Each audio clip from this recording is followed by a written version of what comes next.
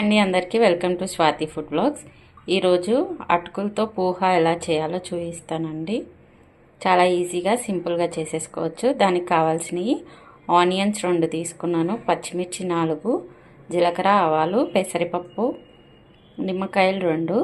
అలాగే అటుకులు నీట్గా కడిగేసి పెట్టుకోవాలండి. చాలా డస్ట్ వస్తుంది దాంట్లో, అందుకని 3 to 4 టైమ్స్ మంచిగా కడిగేసుకొని ఒక జాలి గిన్నె ఉంటుంది కదండి, దాంట్లో వేసేసుకోండి. ఇప్పుడు నెక్స్ట్ ప్రాసెస్ చూసేసాను. ఇప్పుడు మనం పోహా చేసుకోవడానికి ఒక కడాయి పెట్టుకోండి. కడాయి పెట్టుకొని సరిపడినంత ఆయిల్ 2 స్పూన్స్ వేసుకుంటున్నానండి నేను.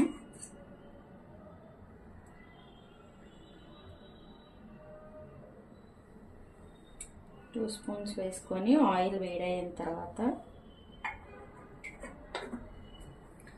ఆయిల్ వేడయ్యే వరకు ఉంచుదాం. ఇప్పుడు ఆయిల్ వేడైపోయింది కదండి. ఇప్పుడు జీలకర్ర, ఆవాలు వేసేసుకుందాం. చూడండి, జీలకర్ర, ఆవాలు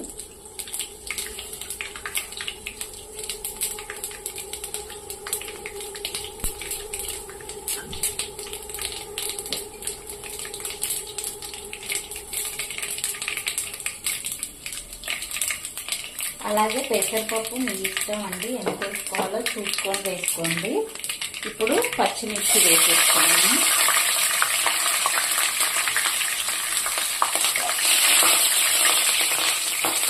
అలాగే ఈ పెసరపప్పు ఇందులోకి వేసేసుకోండి. పెసరపప్పు వేసుకుంటే ఏంటంటే మంచిగా నోటికి తగులుతుంటే బాగుంటుందండి టేస్ట్. ఈ విధంగా ఒకసారి చేసుకొని చూడండి.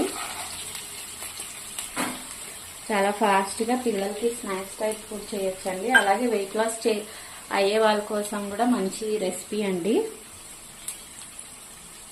ఏం తినాలి ఊరికే వెయిట్ లాస్కి ఉప్మా ఇవి తింటారు కదండి, అవి కాకుండా ఇలాగ వెరైటీగా చేసుకొని తినేయండి. చాలా టేస్టీగా ఉంటుంది, ఎమ్మీగా కూడా ఉంటుందండి. ఒకసారి ట్రై చేసి తినేసి ఎలా ఉందో కామెంట్లో తెలపండి. ఇప్పుడు ఈ పెసరపప్పు అనేది మంచిగా ఫ్రై అవ్వాలి.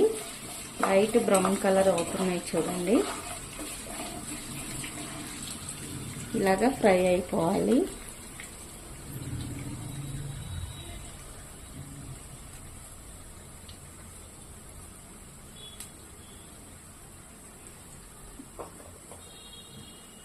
మనకు పప్పు సగం ఫ్రై అయినప్పుడు మనం ఆనియన్స్ వేసుకోవాలి, లేదంటే ఈ పప్పు అనేది మాడిపోతుంది కదండి. మళ్ళీ ఆనియన్స్ వేగేంత లోపల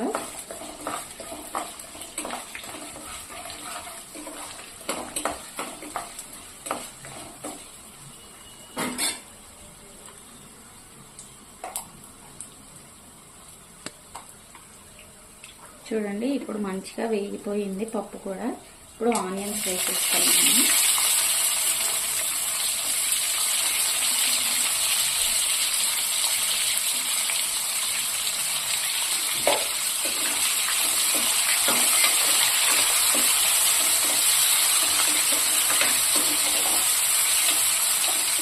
ఈ ఆనియన్స్ మంచి ఫ్రై అయ్యే వరకు ఉంచాలండి. లైట్ బ్రౌన్ కలర్ వచ్చేంత వరకు ఫ్రై చేసుకున్నాం. అంత లోపల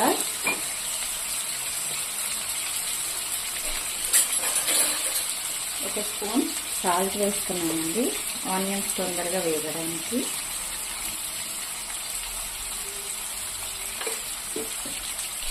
అలాగే పసుపు కూడా వేసుకోండి.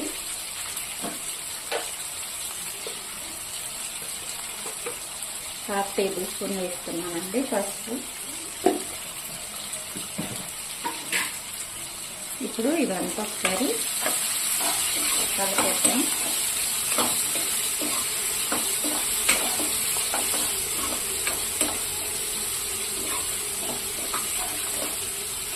ఇప్పుడు ఇవన్నీ బ్రౌన్ కలర్ వచ్చేంత వరకు ఉంచుదామండి. వేగిపోవాలి మనకి ఆనియన్స్ అనేది.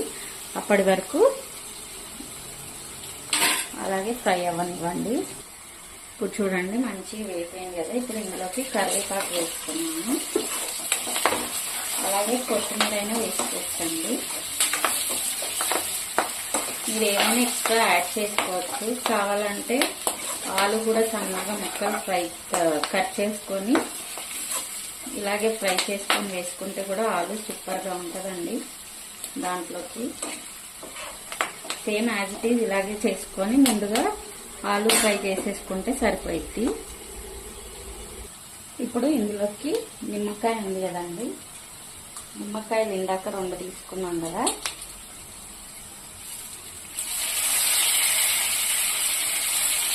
నిమ్మకాయ జ్యూస్ వేసేసుకున్నాను.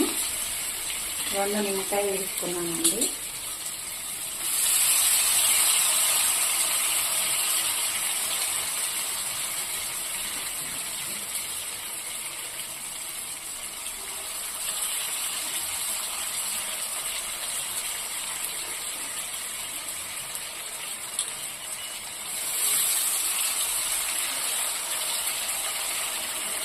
రెండు నిమ్మకాయలు అయితే కరెక్ట్గా పులుపు సరిపోయింది. ఇందులోకి చూడండి, ఒకసారి ఇలా కలిపేసుకొని ఇప్పుడు అటుకులు అనేవి ఇందులో వేసేస్తున్నాను.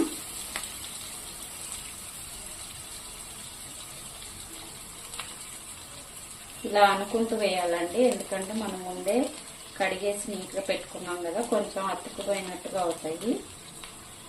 పొడి పొడిగా ఉండాలంటే ఇలాగా చేసుకుంటూ చాలా సూపర్ టేస్టీగా ఉంటుందండి. ఇలాగే ఇప్పుడు వేసుకొని ఇదంతా స్లోగా కలిపేసుకోండి.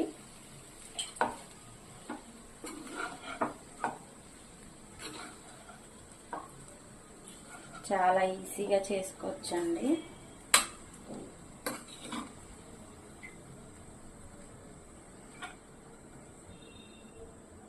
ఏదైతే కింద ఉందో అదంతా పైకి ఇలా చేసుకుంటూ నిదానంగా కలిపేస్తే మొత్తం కలిసిపోయింది.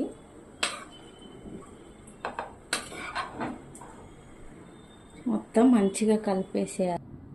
చూడండి, ఇదంతా ఇలా కలిపేసుకొని పెట్టేసుకోవాలండి.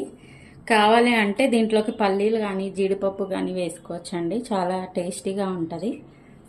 ఈజీగా చేసేసుకోండి, తినేసేయండి. మీకు కనుక ఈ రెసిపీ నచ్చినట్లయితే లైక్ చేయండి, షేర్ చేయండి, కమెంట్ చేయండి, అలాగే సబ్స్క్రైబ్ చేయడం మర్చిపోకండి ప్లీజ్. ఇందులో మామిడికాయ పచ్చడి వేసుకొని తినండి, సూపర్గా ఉంటుంది. థ్యాంక్ యూ ఫర్ వాచింగ్ అండి. బాయ్.